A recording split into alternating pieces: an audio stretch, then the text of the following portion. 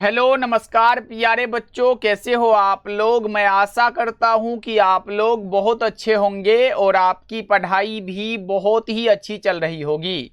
तो साथियों, आज का ये क्लास आपके लिए बहुत ज़्यादा इम्पोर्टेंट है, क्योंकि आज के क्लास में हम लोग पढ़ने वाले हैं 12th क्लास के केमिस्ट्री का top 35 most VVI objective question.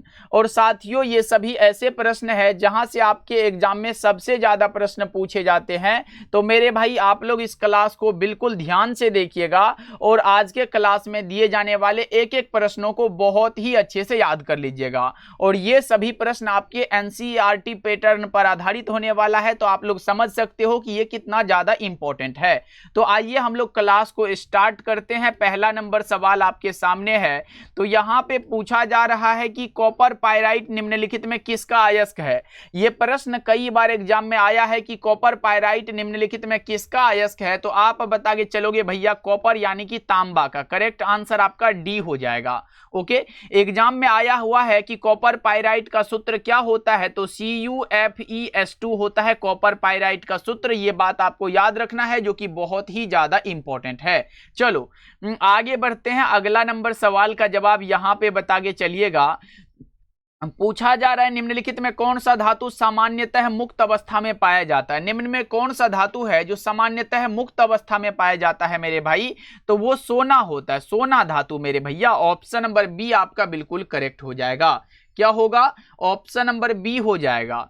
चलिए आगे बढ़ते हैं। अगला प्रश्न देखिए, यहां पे प्रश्न क्या है। मैग्नेटाइट का सूत्र निम्नलिखित में कौन है। बताओ तो जरा जल्दी से कि मैग्नेटाइट का जो सूत्र होता है मेरे भाई वो क्या होता है। Fe3O4 होता है। क्या होता है? Fe3O4 होता है। यहां पे करेक्ट आंसर बी होगा। अगर Fe2O3 आएगा तो मेरे भाई ये जो सूत्र है ये हेमेटाइट का सूत्र है। एक एक बात आपको याद रखना है, ये हेमेटाइट का सूत्र है। अगर FeCO3 आए तो इसे हम लोग सीडेराइट बोलते हैं। क्या बता के चलते हैं? इसे हम लोग सीडेराइट बता के चलते हैं। और अगर FeS2 आएगा तो इसे हम आयरन पाइराइट बता के चलते हैं। क्या बताते हैं भैया? आयरन पाइराइट बता के चलते हैं। ये सब बात आपको याद रखना है।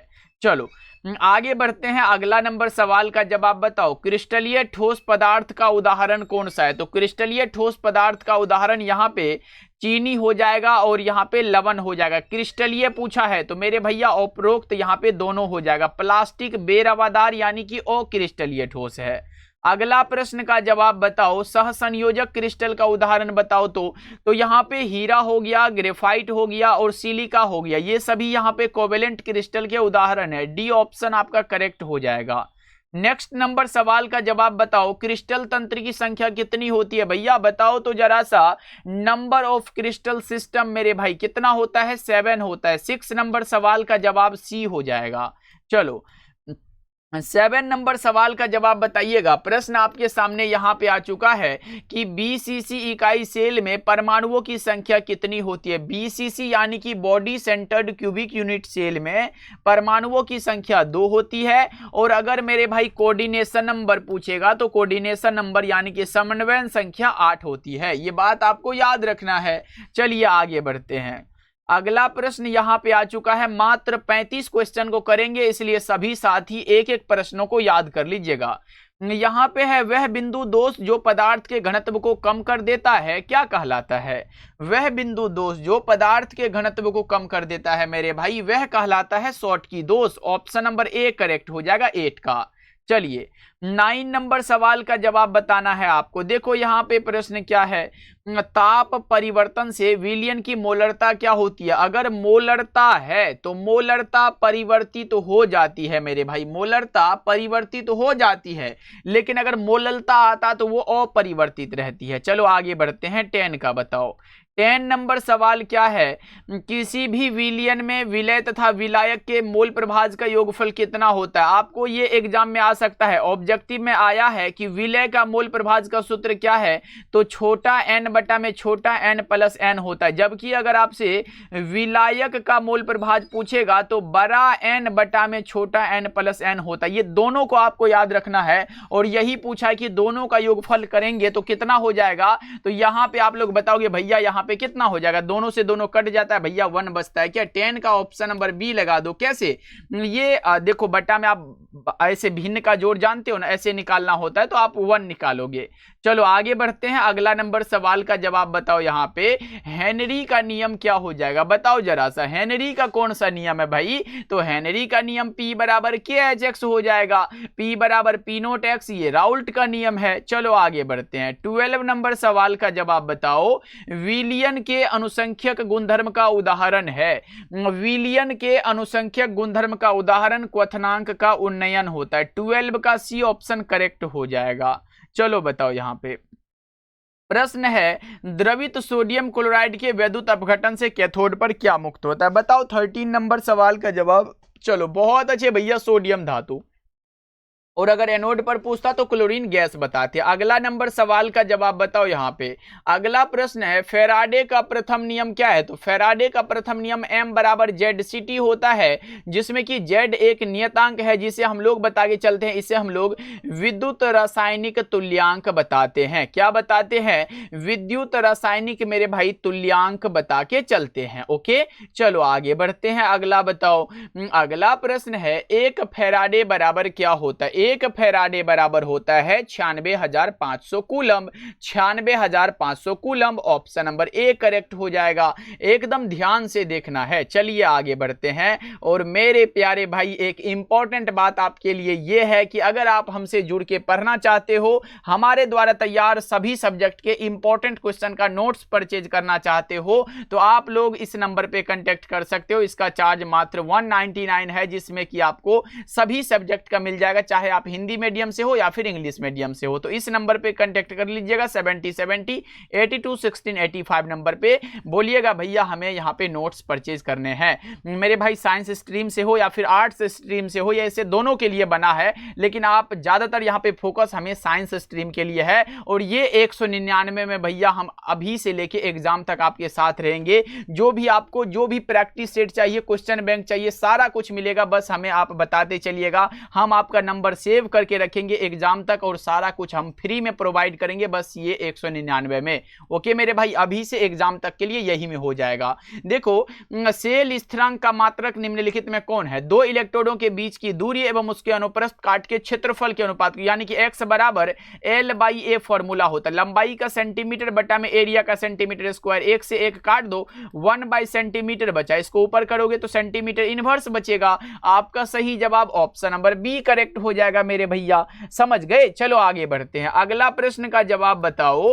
अगला प्रश्न ये है कि लोहा का अयस्क क्या है, तो लोहा का अयस्क यहाँ पे हेमेटाइट है, मैग्नेटाइट भी है और सीडेराइट भी है, इनमें से सभी हो जाएगा। लेकिन अगर लोहा का मुख्य अयस्क पूछता तो हम लोग सिर्फ हेमेटाइट को बता के चलते। चलिए आगे बढ़ते हैं, अगला प्रश्न देखिए, निम्नलिखित में कौन जिंक का अयस्क नहीं है। यहाँ पे जिंक का अयस्क नहीं है तो बॉक्साइट जिंक का अयस्क नहीं होगा, क्योंकि बॉक्साइट मेरे भाई ये एल्युमिनियम का अयस्क है। किसका है, एल्यूमिनियम का है। चलो आगे बढ़ते हैं, अगला प्रश्न है, किसी वस्तु के प्रतिक्रिया करने का दर निर्भर करता है, किसी भी वस्तु के प्रतिक्रिया करने का दर जो निर्भर करता है वो करता है यहाँ पे सक्रिय भार पर। किस पर भैया, सक्रिय भार पर निर्भर करता है। चलो बताओ, यहाँ पे रासायनिक अधिशोषण कैसी अभिक्रिया, एक होता है भौतिक अधिशोषण, दूसरा होता है रासायनिक अधिशोषण। और अगर रासायनिक अधिशोषण पूछा है तो ये अनुत्क्रमणीय होता है, जबकि भौतिक अधिशोषण उत्क्रमणीय होता है। राइट आंसर आपका बी होगा। रासायनिक अधिशोषण भैया एक आणविक स्तर बनाते हैं, जबकि भौतिक अधिशोषण बहुआण्विक स्तर बनाते हैं। ओके चलो, अगर पूछेगा भौतिक अधिशोषण में मुक्त उष्मा कितना होता है, 20 से 40 किलो जूल पर मोल होता है, जबकि रासायनिक अधिशोषण में 40 से लेके 400 किलो जूल पर मोल होता है। चलो आगे बढ़ते हैं, अगला बताओ। अगला प्रश्न क्या है, भौतिक अधिशोषण में लगभग उष्मा उत्सर्जित होती है, कितना, ये मैंने बताया। भौतिक अधिशोषण में यहाँ पे 20 से लेके 40 किलो जूल पर मोल होता है, ऑप्शन नंबर ए करेक्ट हो जाएगा। चलो आगे बढ़ते हैं, यहाँ पे 21 नंबर सवाल है, एंजाइम का मुख्य अवयव क्या है, तो एंजाइम का मुख्य अवयव यहाँ पे प्रोटीन होगा। 22 का ए लगा के चलिएगा। अगला प्रश्न देखो आपके सामने ये रहा, बता दो मेरे प्यारे भाई, निम्नलिखित में किसके लिए हिमांक का अवनमन अधिकतम होगा, K2SO4 के लिए। K2SO4 के लिए हिमांक का अवनमन अधिकतम होता है। अगला प्रश्न का जवाब बताइएगा, निम्नलिखित में कौन सा द्रव स्नेही कोलाइड है? द्रव से स्नेह करने वाला द्रव स्नेही होता है, जो कि यहाँ पे गोंद हो जाएगा करेक्ट आंसर। सही है, चलो आगे बढ़ते हैं। बताओ यहाँ पे अगला प्रश्न क्या है, स्टार्च के जल अपघटन में निम्नलिखित में किस एंजाइम का उपयोग होता है? तो स्टार्च के जल अपघटन में मेरे भाई किस एंजाइम का उपयोग होता है? यह होता है डाइस्टेज का। करेक्ट आंसर आपका डी हो जाएगा। अगला प्रश्न का जवाब बताओ। अगला प्रश्न यह है मेरे प्यारे भाई, प्रथम कोटि की अभिक्रिया के लिए वेग स्थिरांक की क्या इकाई होती है? प्रथम कोटि की अभिक्रिया के लिए वेग स्थिरांक की इकाई सेकेंड इनवर्स होती है, जबकि अगर आपसे शून्य कोटि के लिए पूछेगा तो मोल लीटर इनवर्स और सेकेंड इनवर्स होती है। ओके, चलो आगे बढ़ते हैं। अगला नंबर सवाल का जवाब बताइएगा, सल्फाइड अयस्कों का सांद्रण किया जाता है। सल्फाइड अयस्कों का सांद्रण जो किया जाता है वो किया जाता है फेन उत्प्लावन विधि के द्वारा, यानी कि फ्रोथ फ्लोटेशन मेथड के द्वारा मेरे भाई। ओके, चलो आगे बढ़ते हैं। अगला प्रश्न का जवाब बताओ। अगला प्रश्न ये है, निम्नलिखित में कौन नाइट्रोजन का ऑक्साइड हंसाने वाला गैस है? हंसाने वाला गैस यानी कि N2O मेरे भैया, ऑप्शन नंबर बी करेक्ट हो जाएगा। चलो बताओ यहाँ पे अगला प्रश्न है कि ओलियम का सूत्र क्या हो जाएगा? बताओ ओलियम का सूत्र क्या होगा? H2S2O7, 29 का ए करेक्ट हो जाएगा, H2S2O7। चलो बताओ यहाँ पे प्रश्न क्या है, आवर्त सारणी में ग्रुप 16 में ऑक्सीजन के अलावा पाए जाने वाला तत्व कौन सा है? तो वह हो जाएगा सल्फर। 30 का राइट आंसर ए हो जाएगा। चलो बताओ यहाँ पे प्रश्न पूछा जा रहा है कि विटामिन की खोज किसने की? विटामिन की खोज बताओ जल्दी से। विटामिन की खोज किया था फंक ने, ऑप्शन नंबर बी बिल्कुल करेक्ट हो जाएगा। नेक्स्ट नंबर सवाल का जवाब बताओ कि कार्बनिक यौगिक में कौन सा तत्व उपस्थित होना चाहिए? कार्बनिक यौगिक के बारे में हम पढ़ रहे हैं और इसमें कार्बन नहीं होगा तो भाई कैसे मजा आएगा, इसलिए कार्बनिक यौगिक में कार्बन का होना जरूरी है। अगला प्रश्न बताओ यहाँ पे प्रश्न क्या है, फोटोग्राफिक फिल्म प्लेट में किसका आवश्यक घटक होता है? फोटोग्राफिक फिल्म प्लेट में यहां पे होता है AgBr यानी कि सिल्वर ब्रोमाइड का, ऑप्शन नंबर बी करेक्ट हो जाएगा 33 का। चलिए आगे बढ़ते हैं। अगला नंबर सवाल का जवाब बताओ, निम्नलिखित में सबसे कम क्वथनांक वाली गैस कौन सी है? बताओ जल्दी से। निम्नलिखित में सबसे कम क्वथनांक वाली गैस का नाम बताओ। तो जरा सा 34 नंबर सवाल का जवाब तो हीलियम हो जाएगा। अगला प्रश्न और आज के क्लास का लास्ट सवाल है कि बल्बों में भरने हेतु उत्कृष्ट गैस कौन सा है? अभी जाना नहीं है, पहले अपना स्कोर बताइएगा। यहाँ पे क्या हो जाएगा, आर्गन होता है, क्योंकि भैया इसका फिलामेंट जो है वो टंगस्टन का बना होता है और टंगस्टन का गलनांक उच्च होता है मेरे भाई। ऑप्शन नंबर सी आपका बिल्कुल करेक्ट हो जाएगा। अब जल्दी जल्दी से अपना स्कोर कमेंट करके बता दो और ये क्लास आपको कैसा लगा ये भी कमेंट करिएगा। क्लास को लाइक कर लीजिएगा। डेली क्लास का टाइम शाम के 7 बजे और शाम के 8 बजे है। ओके मेरे भाई, कमेंट जरूर करिएगा, आपके कमेंट का इंतजार रहेगा।